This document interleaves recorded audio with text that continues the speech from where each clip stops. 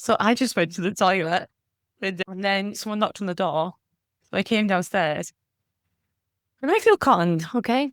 Because she opened the door and this guy was stood at the door going, oh, I just wanted to chat to you because your cats are so beautiful and they're really cute. And we just started having a conversation with me about my cats. Oh, how nice. This man's just knocked on my door to tell me about What how was he trying beautiful to my sell cats you? are. Exactly that, Katie. He was trying to sell me something and I didn't realize. You would be an easy con target, wouldn't you, Becca? I'd be like, He's, be nice to me. What do you want, sir? I was fully getting into this conversation with him about my cats. And then he was like, anyway, the reason I was knocking on your door. Actually had nothing to do with your cat. No. But also, did your brain not think, oh, it's a little bit weird that, a little bit creepy that some guy wants to talk to me about my cat? Maybe that's just because I watch and listen to too much true crime. My red flag would have been like, "Oh, okay, this is creepy." I can see that. I can. However, my innocent mind was like, how lovely. We live in a world where people just knock on each other's doors to tell each other about how We beautiful don't. their cats are. We don't, Um, Becca. I think you need to be wrapped in bubble wrap.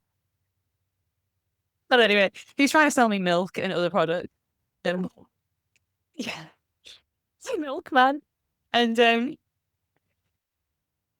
he was chatting away to me, and Will was actually downstairs as well because Will just got back from work. And then I was looking at the clock thinking, oh, I need to go back upstairs and record. So I casually just left Will downstairs dealing with it. I can still hear them talking now. You do know when you finish the call, you're going to go downstairs and Will's going to be like, we've committed to a package of 5 pints of milk a week, by the way. We never will need No, milk again. I actually left and said to the guy, I'm really sorry, but I'm in the middle of doing something upstairs, so I'm going to have to go.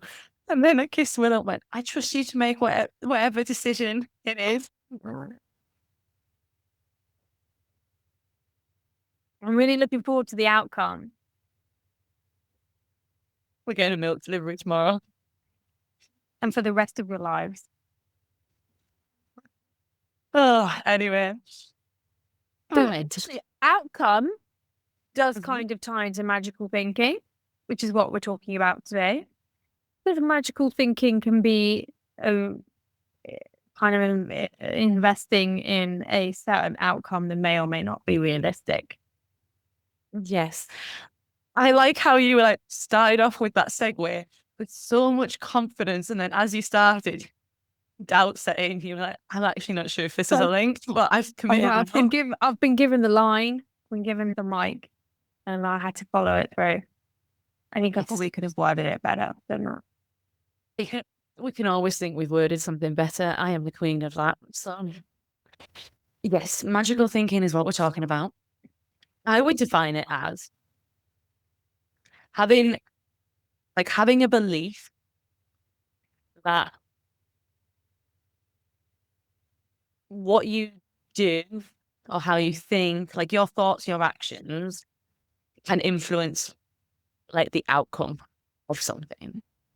That's based on faulty logic or goes against an actual cause and effect relationship, or it's based on associations or superstitions rather than it actually being a cause and effect. Yeah, magical thinking isn't very realistic because I think it doesn't account for any nuance or any sort of flexibility. Yes, it's very rigid. And I guess it can sometimes be quite arbitrary. Maybe the easier way to define it is to explain what it sounds like, what it looks like. So I think a good way of identifying magical thinking is conditional kind of sentences. Yeah, So things like, I wrote that down in my notes. oh, yeah. So things like, as long as I exercise, I won't get fat. If I eat carbs, I will gain weight. Or once I've achieved this body size, I will have no problems. Like that kind of, on this one condition, then another condition will be met. I think Yeah. is a good way of recognizing magical thinking is at play. Yes, like the one that we are probably all completely familiar with, which is if I eat like this, I will never binge again. Yeah. And the idea that that is a possible outcome, that we buy into believing that that is something that could very much be the case. But I think this topic came on the back of an episode where I'm pretty sure we were talking about restriction. Yeah, what were we talking about? I think you mentioned it was something about the illusion of restriction. Maybe. Feeling out of control. Yes. So I was saying that restriction gave me the illusion of feeling in control. Yes. And how that can tie into like fantasy thinking and magical thinking. I think that's what keeps a lot of us stuck in the disordered eating and the binge restrict cycle, is this idea that there's just this one thing that we just haven't discovered yet, or we just haven't tried it yet, or we haven't tried it hard enough yet. And if we could just do that one thing, then oh, we've got it. Then it's fine. Everything will be fine. And we just never have to worry about it again because we've got it. And it's just so far removed from the truth. But I think it's something that is that kind of magical thinking is sold to us within diet culture, isn't it?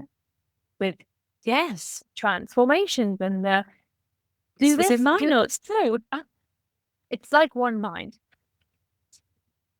And it is, that's what we are sold, isn't it? This idea of just this one holy grail being the thing that will help us achieve whatever it is that we want to achieve. And I think because we think that is the case, I think that's what keeps us not only stuck in the cycle, but believing that the reason we're not getting the desired outcome is because we're doing something wrong or we're not doing something well enough. And so I think that just leaves us feeling like crap about ourselves, and it becomes our problem, not a problem that's external. This is exactly what I wrote. I wish I could hold up my little notes. I put diet culture. We are sold it! ! Because we are Exclamation mark. Exactly. That's really important, that part.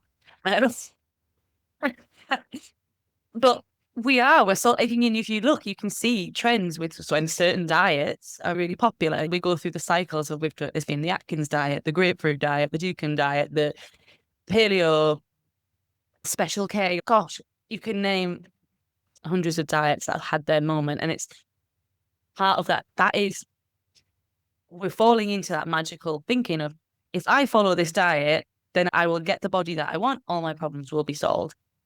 So we are explicitly sold that magical thinking. But also, the other part I thought of this is also just in a lot of implicit messaging within our culture, that if you think about like movies or films, how often do you see a fat main character who's seen as desirable, seen as sexy, has great relationships, has a good career, a happy, healthy life with money, whatever, all this stuff? You just don't see it. Like, fat people are portrayed in our media as pretty, then they're unhealthy, they're lonely, they've got no control, they're greedy. Like, that's, even if it's not actually said in those words, if you look at how they're portrayed, or they're portrayed as like just a joke. So even that messaging is telling us, if I want to have this kind of life, I need to be thin. So therefore, we can fall into that magical thinking of, if I achieve this weight and this body, then life will be okay. To your point, I think it can then feel like, because if you're coming up with a client that I'm working with right now, we're talking about this quite a lot, really seeing for herself the fact that the dieting isn't working, like it's not happening, it's not. And that what comes with sort of stepping back from the chase of it comes with the pain of facing a reality. Oh, maybe my body it's just gonna never look like that. Or maybe that means that I will always be size X.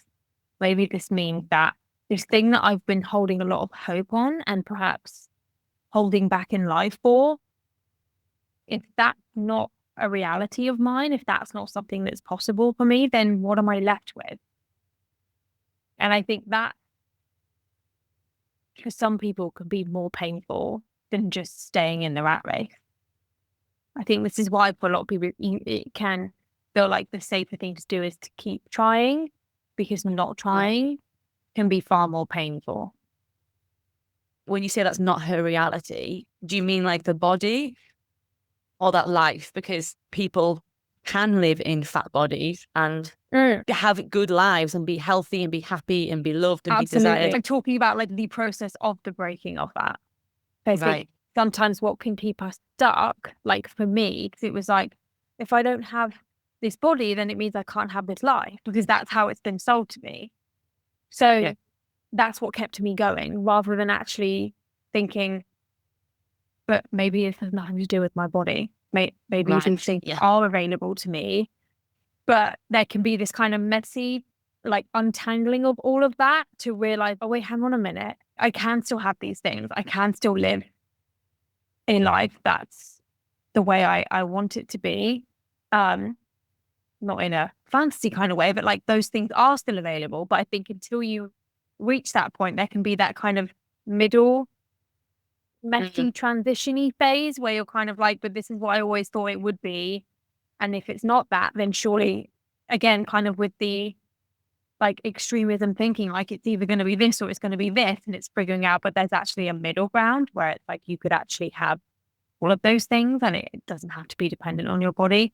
It's about breaking those associations. And that is a whole complete like a reframe of reality, isn't it? And it also takes getting to the point where someone feels like believes that too, because saying that or hearing that is very different to actually believing it. Because if you don't actually believe that you can have love and abundance and acceptance in your life, unless you are in a certain body, then it's going to be very hard for you to actually actually have that, because you're not open to it, or you're not going to be able to see that yourself. And I'm not saying that's an easy thing. It's not an easy kind of mentality to shift to. It's very difficult. But there does need to be like a reframe of our own belief in what we deserve and we're worthy of. Yes, which exactly. I think that can be really scary and really daunting. And I think sometimes it's easier to, I don't like using the word easier, because I think either place is hard. You know what I mean? I think being stuck in the cycle is hard, and I think untangling it is hard.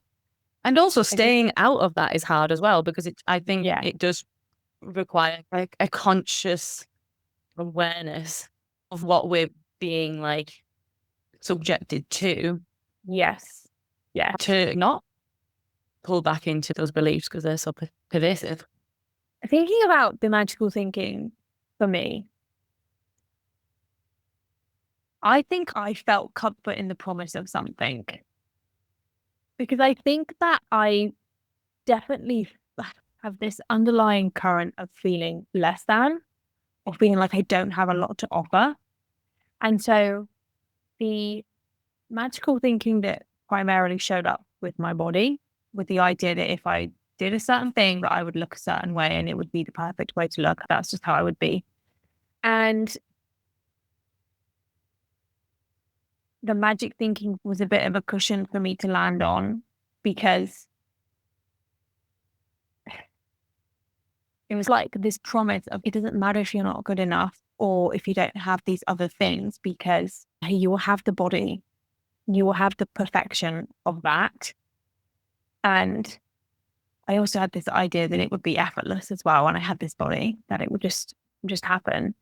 And I think that brought me, as I say, real comfort. It pacified me from having to face parts of myself that I didn't really like or didn't really want to have to deal with. It gave you hope? Is that, as an honest? Yeah. How it felt? Yeah. The idea of like letting go of that kind of thinking that I did that this one thing would fix it, felt like, oh, well, then everything just is going to feel really hard then. Like it was like a bit of an escapism. It sounds like you're saying you were living for this potential of who you and this hope of what you could be, rather than being like, the way I see that, and again, it might not be how it felt for you or the angle you're coming at it from. I see that as not living in the present, living in the future, and the Yeah. future of what could be. Yes. Escaping the now, escaping the moment, escaping the worry of, not even worry, but like those feelings of feeling like I wasn't good enough and struggling with this all eating in your teens, feeling like, you know, what to do with my life? What do I do with, who am I? All this kind of stuff. It's like this warm blanket of, oh, but one day you'll figure this out. You'll figure out the purpose and you'll maintain it and it'll be easy and your body will look amazing and people will think this of you and it will just, and then everything will just fall into place. When I was thinking about how this showed up for me, there was quite a lot of ways it showed up for me. But one that came up for me was, I thought I need to have a partner to know that I'm lovable. And if I don't have a partner, then I question my lovableness. Don't know what's the right word there. And I was quite explicitly told when I was younger that as a woman, in order to have a partner, like I needed to look a certain kind of way. So it was the magical thinking came into, well, if I can have this body, then I'll always be lovable. Because if I have this body, then I can always have a partner and then I'll always be lovable. Did that make you quite needing of reassurance? Yeah, it made me needing of reassurance, and it made me also very, very fearful of being alone as well, and always feeling like I did need to have a partner. Yeah. That fear, did it lessen when you were with someone? I suppose it did lessen, but it felt like I needed to maintain a certain body to be able to maintain a partnership. And this is the awful bit, also to know that if I didn't have a partner, I could find another new partner because I looked a certain way. That feels quite, again, not living in the present, not being with that partner. And not living authentically, are you? No. There's a resistance to really connecting with someone, Yeah. really showing up as you. Yeah. I think, so I was thinking about this and I was like, magical thinking is a very conditional way of thinking. And if you are somebody that has been raised in a very conditional way, if you do this, you're a good person. If you do that, then you're a bad person. Or if you do this, you get love and affection. If you get that, and if you do something else, you don't, you get punished. Like, it can feel like a really logical way to think because you've been raised based on conditions. So therefore, naturally, it makes sense. Not even just on a cognitive level, but also like on a felt level, on an experience level. You're like, no, but I've experienced this before where someone has placed these conditions on love, right? So therefore, I think that's the thing, like magical thinking being illogical, but it actually feels very logical when experiencing it. And that can be based on past experiences. Like I'm saying here, if you were raised in that conditional way, or it's like you've made those associations. So for example, there's a period of time when I was at my smallest, when I got my most compliments from people on my body and how I looked and the most praise. So I did feel more loved, more accepted. I felt valued by people. So that just reinforced that thinking of actually, yes, if I am a certain way, I am more loved because I actually experienced that. That's me. That was me misplacing kind of love and affection for really just people commenting and attention on how I looked, which, like you say, isn't really like that deep, loving connection. I think because of those experiences, it's really hard to see that the magical thinking is magical and not just. Do you know what I mean? Yes, in certain instances, like with clients, it's easier to navigate and identify magical thinking when it's coming up around food. So, or if people are feeling like let's say a client has something really triggering happen and there's this urge to want to diet and to want to lose weight. In those instances, like breaking that down is like bringing back in the lived experience to lessen and be able to see the magical thinking, because it's like, okay, your brain is latching onto, if you do X, Y, Z, you'd lose this and then you'd have this outcome. But what's your actual experience? Your experience is you try this, doesn't happen. You end up binging. You get stuck in this cycle. You don't get this outcome. So that's where you can bring in lived experience. And I think it feels like there's more sense to it. When you're talking about the way that you're talking about it, where it's like, no, someone's been conditioned to feel this way. And it's that felt sense. It's like in their nervous system that like, that's how they feel like they belong somewhere. I think that's a whole different ballgame, isn't it? Because it feels safe. Yeah. Yes. Yeah. So this is really interesting. This is something I have been like learning about recently and did a bit of reading in it before this episode around that link for magical thinking and safety that you've just mentioned there. So I was reading about a study where they created situations that put people under stress. And then they tested their ability to like recognize patterns, or to, that was the main thing, to identify patterns and see things that didn't exist and draw conclusions from things that didn't exist. And what they noticed is that when people put under stress, they found patterns that didn't exist, or they made associations between things that didn't exist and drew big generalizations from it. Now, the reason this was important for understanding eating disorders was that a lot of the time, eating disorders, the onset of them is around stress. So someone's experiencing a very stressful period in their life, and then that's when the eating disorder develops. And the theory, this is right or wrong, is that people try to seek these patterns to create predictability and stability and safety in their life. And that's how it leads on to food. So people start to make these generalizations of what they can eat and can't eat and what the outcome of that will be, because they're actually trying to create that sense of order for themselves when everything doesn't feel like there's order. I thought that was very fascinating. That is so interesting as well, in the way that even from talking about it from stress, how stress impacts the brain. And if we're under high stress and if we're feeling threatened, then our brain is working differently, isn't it? We're probably running from a part of the brain that's housing stresses and anxieties and fears. And so when we're in that place, we don't have access to our independent thought. We don't have access to our logic and reasoning that can turn around and name magical thinking and offer ourselves a different thought pattern. We go to what is familiar and what's going to feel safe, which is, as you said, like leaning on as well the magical thinking, if we've been conditioned to believe that we need to look a certain way, for example, to receive love. Yeah. That's why, like, I'm guessing that's going to feel like why when we're triggered and we're in disordered eating, that the response feels like it needs to be to do something about our bodies. Yeah.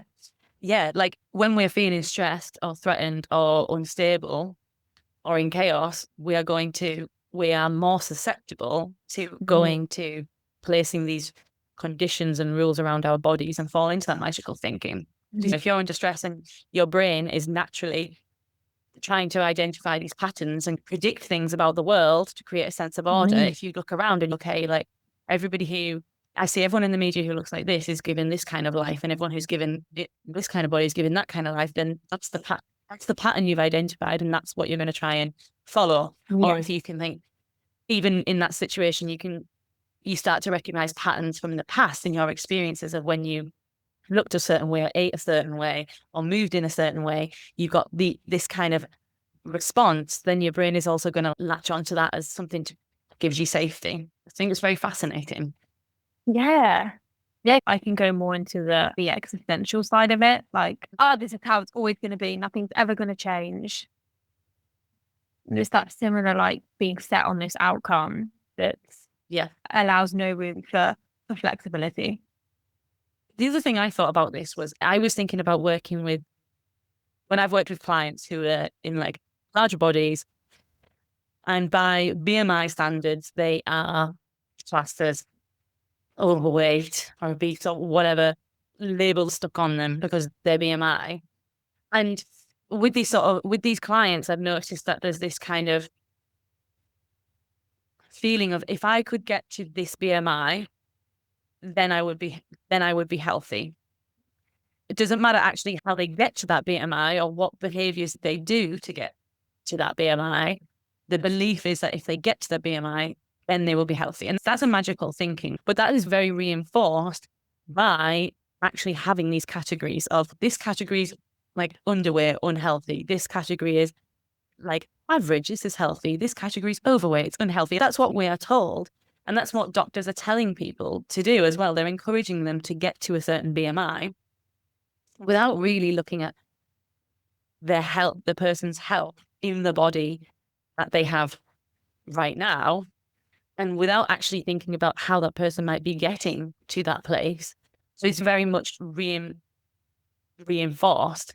And the BMI categories were never about weight, they were health. They were never ever designed for health. They're very arbitrary. They've been changed overnight. Like we need to do a whole episode on the BMI, to be honest. I think, yeah, it's pushed onto people and people will follow that in that magical line of thinking. And even in the pursuit of it, because they're wanting to achieve health with methods and behaviors that are not healthy.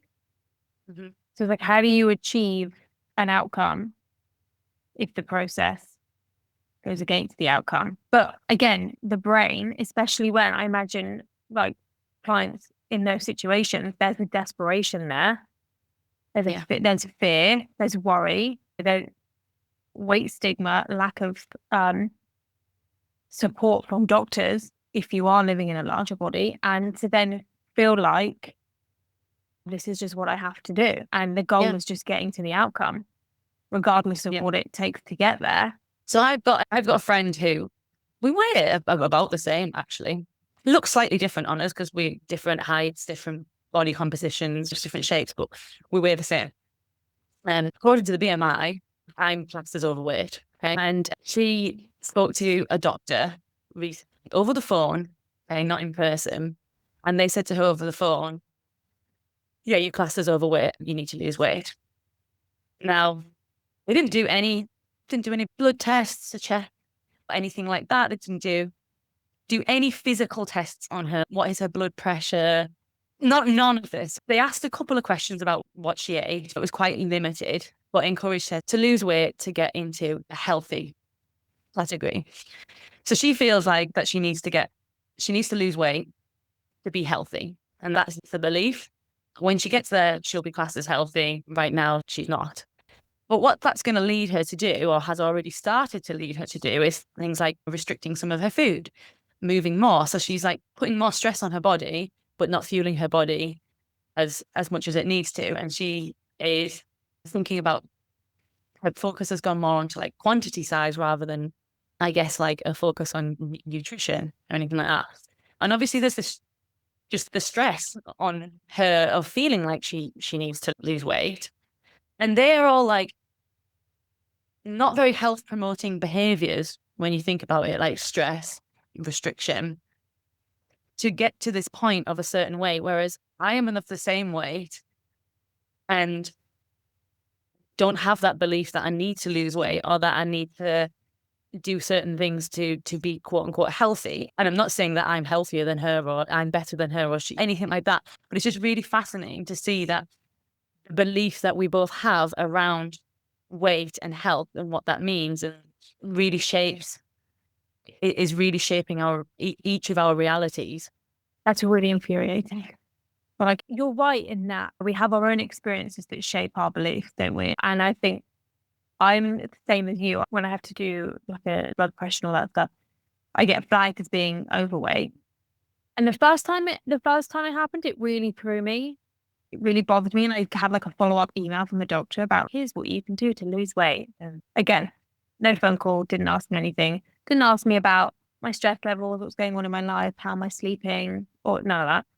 But and luckily I was in recovery at the time and I was having support, so that was really helpful. But I know for myself that for my body to be at the normal category for the BMI, even though the BMI is absolute pant, I have to have extreme behaviors. I have to undereat and I have to overexercise. That's the only time I can ever maintain a weight that's classed as normal. And for me, I feel like I could stand in my own experience of that and be like, for the sake of a BMI number that holds no true, what's what I'm thinking of? I don't know, that isn't relevant to me. I also appreciate that I can say that. I can stand in my own experience of knowing that actually I am healthier now in the body I'm in now because I'm not thinking about food all the time and I'm not controlling food and I'm not micromanaging it and I'm not over exercising. That to me is far more healthy than a number on a scale that's a result of obsessive behaviors. Yeah. Yeah. I also appreciate Amen. people don't always have that experience, and that's a whole different topic. I think it's difficult with magical thinking because we've talked about like how experience can lead us to think like that.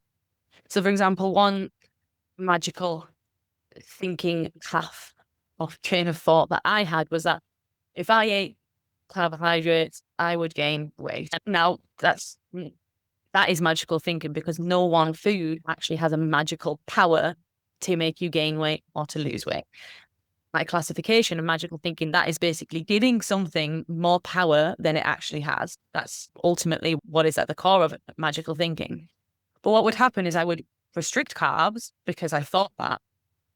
Then eventually I would end up binging on those carbs because I was not allowing myself that kind of nutrition. And I would eat a lot more carbs in one sitting because it was a binge.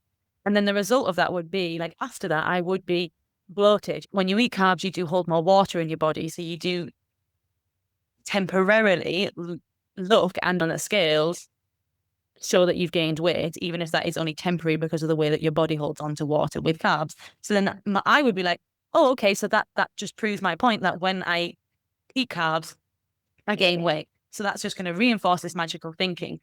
And it was only actually through like learning about the science and actually repeatedly having that experience of eating carbs over a longer period of time, not in a binging capacity, that then showed me that carbs don't necessarily help you make me gain weight, make me gain weight, kind of words out.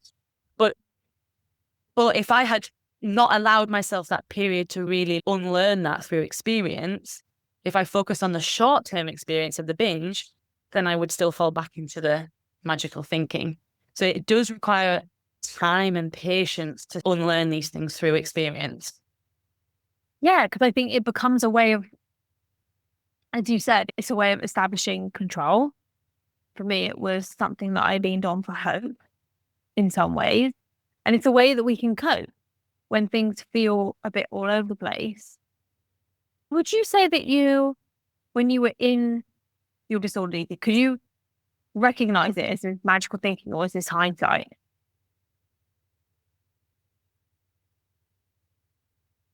I think this is hindsight.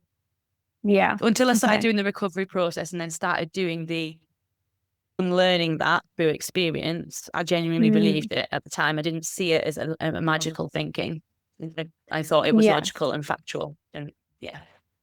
Because I think something that I remember finding quite helpful when it came to like trying to recognize magical thinking when it was coming up for me is because it normally came up around food, was asking myself, am I required to do something that's black and white in order to achieve this outcome? Or is this requiring an extreme way of thinking? Or even is this dependent on things going only one way for me to achieve an outcome? Because it's very easy I think when we're in those situations and we're feeling a certain way, and I think that could trigger the magical thinking mindset to feel like heavily invested in one way of doing things. And the practice of what is a gray area here? Where is there room for flexibility? Even if I can't adopt it, can it allow me to recognize that this is in fact magical thinking and this might not be the only way to navigate this? I guess that kind of comes a bit back to, I think when we talked about all or nothing thinking and you mentioned like dialectical thinking. So if you haven't listened to that episode, go and listen to that one. Yeah. We may do a part 2 of this one. I think we say that after the end of every episode, don't we? How do other people recognize magical thinking, like in your experiences? Maybe this is a good practice because when I was in my eating disorder, it was very hard to see the magical thinking. Yeah. So if you are in the eating disorder, in the thick of it right now, please let us know if this conversation has led you to like question if any of your beliefs are magical thinking. Yeah. Yeah. And if not, that's okay. It's fine too. Whatever works for you. No pressure. Yeah. All right, we'll head off so Becca? Katy can go and enjoy her wonderful evening. What are you doing, Katy? We're going for Thai food. Ooh, nice. Thai We food is haven't my been there favorite. before, so I have quite high hopes. By the time we get there and sit down, I'll be like at the point where I'm like salivating for my food and have a cocktail as well. Have fun. I'm not doing anything Guys. nearly as exciting. Oh, don't worry, it'll be exciting for the both of us. Thanks for listening, guys, and we will catch you on the next one. Bye.